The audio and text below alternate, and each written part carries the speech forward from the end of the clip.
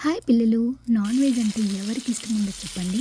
అందులోనూ fish fry అంటే ఎవరికి ఇష్టం ఉండదండి. మరి ఫిష్ ఫ్రై ఎలా చేసుకోవాలో చూసుకుందామా? ఏదైనా ఒక బౌల్లో ఒక స్పూన్ పొడి కారం తీసుకోవాలి.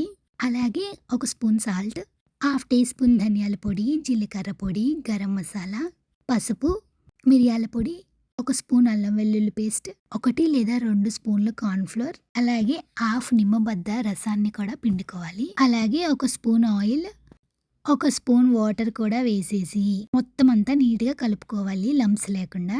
కొంచెం స్టిక్కీగా ఉండాలి. మరీ పల్చగా కలిపేసుకోకూడదు. ఆ తర్వాత కొంచెం నిమ్మరసం, ఉప్పు, మజ్జిగ వేసి కడుక్కున్న చేప ముక్కలను తీసుకోవాలి.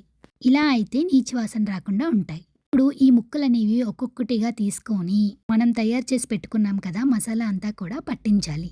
చేప మొత్తం గ్యాప్స్ లేకుండా మసాలాని పట్టించేయాలి. ఇప్పుడు ఒక ప్యాన్ తీసుకొని అందులో ఒక స్పూన్ ఆయిల్ వేసి మంచి వాసన కోసం పచ్చి కరివేపాకు ఉంటే వేసుకోవాలి. కొంచెం ప్యాన్ హీట్ అవ్వగానే బ్యాచ్కి ఎన్ని ముక్కలైతే పడతాయి అనిపిస్తుందో అన్ని వేసుకోవాలి. ఈ చేపలనేవి ఖచ్చితంగా మీడియం ఫ్లేమ్లో మాత్రమే వేయించగలం. ఇలా చేస్తే పర్ఫెక్ట్గా ఉడుకుతుంది. ప్రతి 5 నిమిషాలకి ఫ్లిప్ చేసుకుంటూ ఉండాలి. ఇలా కానీ మీడియం ఫ్లేమ్లో ఒక 15 మినిట్స్ కానీ ఉంచితే చేపలనేవి పర్ఫెక్ట్గా ఉడుకుతాయి. హై ఫ్లేమ్లో పెట్టినట్టయితే మాడిపోతాయి.